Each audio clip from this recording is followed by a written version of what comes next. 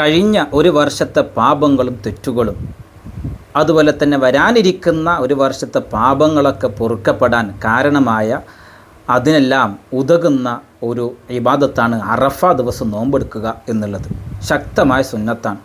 ഇങ്ങനെ അറഫ ദിവസം നോമ്പെടുക്കുമ്പോൾ ആ കഴിഞ്ഞ ഒരു വർഷത്തെ അതിൻ്റെ ഷർത്തുകളൊക്കെ അറഫ ദിവസം നമ്മൾ നോമ്പെടുക്കുമ്പോൾ അതിൻ്റെ ഷർത്തുകളും നിബന്ധനകളൊക്കെ പാലിച്ചുകൊണ്ട് നമ്മൾ നോമ്പെടുക്കുമ്പോൾ ആ നോമ്പ് അള്ളാഹു കബൂലാക്കി കഴിഞ്ഞാൽ, സ്വീകരിച്ചാൽ നമ്മുടെ എല്ലാ കഴിഞ്ഞ വർഷത്തെയും വരാനിരിക്കുന്ന ഒരു വർഷത്തെയും പാപങ്ങളാണ്, തെറ്റുകളാണ് പൊറുക്കപ്പെടുന്നത് എന്നുള്ളത് എല്ലാവർക്കും അറിയാം.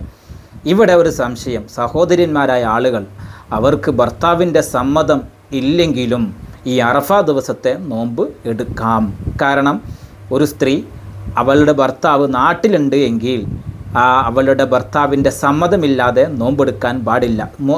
സുന്നത്തായ നോമ്പൊന്നും എടുക്കാൻ പാടില്ല. ഇത് ഇസ്ലാം പഠിപ്പിക്കുന്നൊരു പാഠമാണ്, പഠിപ്പിക്കുന്ന കാര്യമാണ്.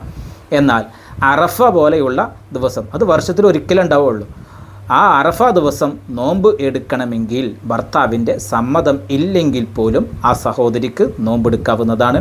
അങ്ങനെ ആ ഭർത്താവിൻ്റെ സമ്മതമില്ലാതെ അറഫ ദിവസം നോമ്പെടുത്തത് കൊണ്ട് അവൾ കുറ്റക്കാരിയല്ല എന്ന് മാത്രമല്ല, അവൾക്കതിൻ്റെ കൂലി ലഭിക്കുന്നതാണ്. സംശയങ്ങൾ കമൻറ്റ് ചെയ്യുക.